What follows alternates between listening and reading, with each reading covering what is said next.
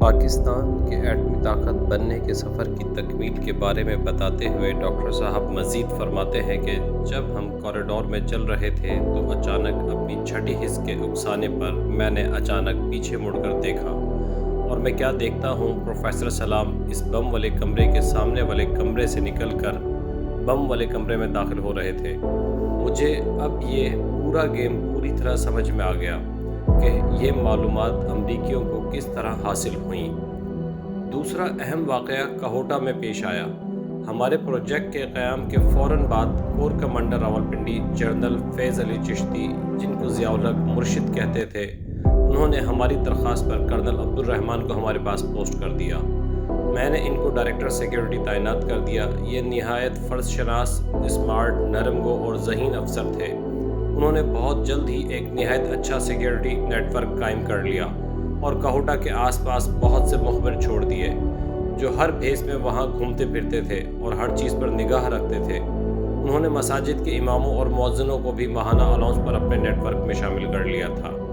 جب تک وہ ڈائریکٹر سیکیورٹی رہے، ہمارے کام کی کسی کو بھنک بھی نہ پڑی۔ ایک روز ایک مخبر لکڑہارے کے بھیس میں گھوم پھر کر واپس آ کر سڑک کے کنارے ایک چھوٹی چٹان پتھر پر بیٹھ کر کچھ آرام کرنے لگا اور غور سے پتھر کی ساخت دیکھ کر مشکوک ہو کر اس پر کلہاڑی کا ہلکا سا وار کیا۔ وہ کٹ گیا اور اندر سے کچھ دھات، تانبا اور ایلومینیم نظر آیا۔ اس نے فوراً کرنل رحمان کو مطلع کیا اور سیکیورٹی والے اس پتھر کو اٹھا کر پلانٹ کے اندر لے گئے اور مجھے اطلاع دی۔ میں نے کہا احتیاط سے باہر ایک کمرے میں رکھ دیں، ہم دوسرے دن معائنہ کریں گے۔ دوسرے دن ہم نے اس کا معائنہ کر کے یقین کر لیا کہ اس میں آتشگیر مادہ نہ تھا۔ ہم نے دیکھا کہ اس پتھر کے باہری تہہ سلیکن جیل سے بنائی گئی تھی یا ربڑ پگھلا کر اس پر کہوٹہ کے علاقہ کی ریت بہت ہنرمندی سے چپکائی گئی تھی۔ جب احتیاط سے کاٹ کر اس کو علیحدہ کیا گیا تو اندر ایک صندوق نما دھات کا بنا آلہ نظر آیا۔ اس کے دو حصوں کو اسکروؤں سے جوڑا گیا تھا۔ ان کو کھولا تو ڈھکنا علیحدہ ہو گیا اور اندر نہایت پیچیدہ اور حساس آلات نظر آئے۔ ان میں ایک طویل مدت کرنے والی خشک بیٹری تھی، تانبا کی پیتل پلیٹوں کا اینٹینا تھا، نیوٹران شمار کرنے والے ٹیوب تھے، ہوا کی جانچ کرنے والے آلات تھے اور ایک ٹرانسمیٹر تھا جو تمام معلومات اسٹور کر کے رکھ لیتا تھا اور جب اس کو کہیں سے حکم ملتا تو وہ تمام معلومات ایک لمحے میں ٹرانسفر کر سکتا تھا۔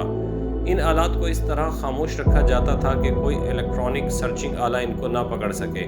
باہر کے دھات کے خول میں نہایت باریک سوراخ جو ہوا کو کھینچ کر اس کا معائنہ کر سکتے تھے۔ بیٹری کے اندر مرکری یعنی پارا کے سوئچ تھے کہ ہر حالت میں سرکٹ قائم رہتا تھا۔ ہم نے دیکھا کہ اگر ہماری کوئی گاڑی وہاں سے یورینیم لے کر گزرتی تو یہ آلہ اس کی افزودگی کی فیصد نوٹ کر لیتا، اور اگر ہم اس علاقہ میں ہاٹ یعنی اصلی یا کولڈ سسٹم کو چیک کرنے والا ٹیسٹ کرتے تو ہوا میں موجود ذرات کو کھینچ کر اس کی تفصیل نکال کر اسٹور کر لیتا۔ ہم نے یہ تمام معلومات غلام اسحاق خان صاحب اور جنرل ضیاء کو پہنچا دی اور انہوں نے آ کر اس کا معائنہ کیا اور کرنل رحمان کے کام کو بے حد سراہا۔